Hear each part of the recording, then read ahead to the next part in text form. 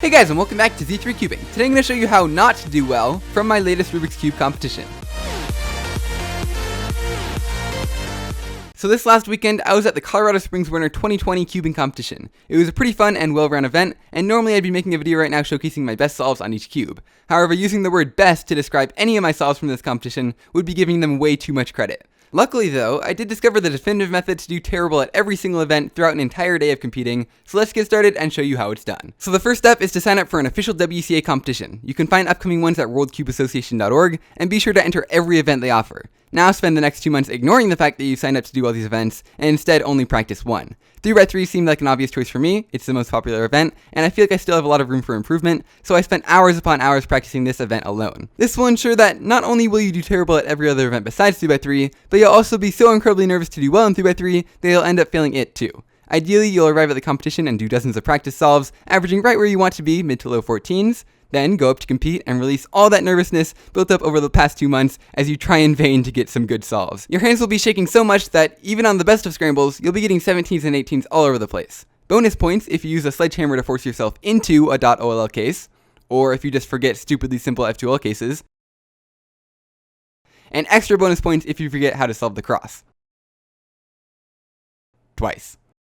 Anyway, the hard work is already over. You've taken the only event you really cared about and ruined it. Now how hard can it be to ruin the rest? Next event, one-handed. This takes a very similar skill set to 3x3, the event you've been practicing extensively, and you don't care about it nearly as much. Unfortunately, this is actually a recipe for accidentally doing really well in an event, so take some precautions by making sure your competition has ridiculously low cutoff times. In this case, the cutoff was 30 seconds, which works perfectly because I also averaged around 30 seconds. The first solve started off a little too well, but luckily I got an OLL case that I can barely remember how to execute one-handed, and a PLL that I'm particularly slow at, resulting in a perfect 30.39 second time.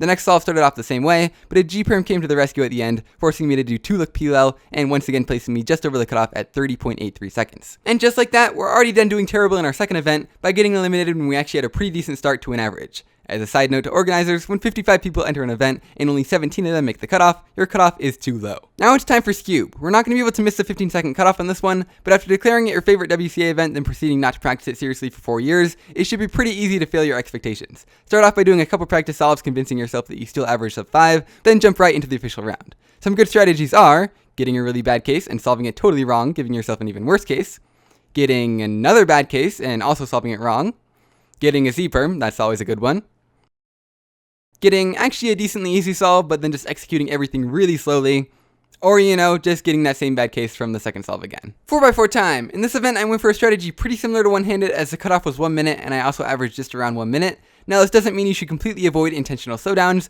It helps if you take about 17 years just to pair up your cross edges at the beginning of Yao, or just getting lots of parity. And there you have it, a 101.76, just barely dodging that cutoff. The next solve went a little bit better, although not without a wonderful 3-second pause. And of course, the key to all good bad 4x4 solves, almost forgetting OLL parity. Or I guess just getting OLL parity in the first place, resulting in 1 minute, 0.86 seconds, 4 events down, 2 more to go. Now when it came time for 5x5 with a cutoff of 150, you'd think that it wouldn't be a big deal with my last competition official average of 149.97. Well, you'd be wrong because I decided to step it up a notch by not only missing the cutoff once again, but by doing so by over 10 seconds each time. On my first solve, I burned these 10 seconds by waiting 6 seconds before finding my first edge pieces to pair up, then having another 4-second pause to decide what to do with the last 4 edges. I ended up with 203.31, exactly what I was hoping for. The next solve wasn't particularly terrible, maybe a little slow overall, except I did completely forget what an R-perm was at the end. But I still managed 204.74, ensuring my wide margin on missing the cutoff. Finally, the last event was 6x6. This is an event I've historically done terrible in, missing cutoffs by upwards of a minute, so the 4-minute cutoff after just one solve, compared to my barely sub 4 official average from years ago, should do just fine. I started off my first solve on the new MGC 6x6, actually a surprisingly good cube, didn't expect it to become my main, and in the end I got a hopeless 319, wait a minute, what? 319? 332 and 337? I thought we were supposed to be doing terrible here. I literally did like one practice solve for the entire competition. Oh well, never mind about 6x6. At least I failed well in most of the events today. Anyway, I hope you guys enjoyed this video while learning how to do as badly as I did in every single event, well, almost every single event at an official competition. And that's pretty much it. I'll see you guys next time.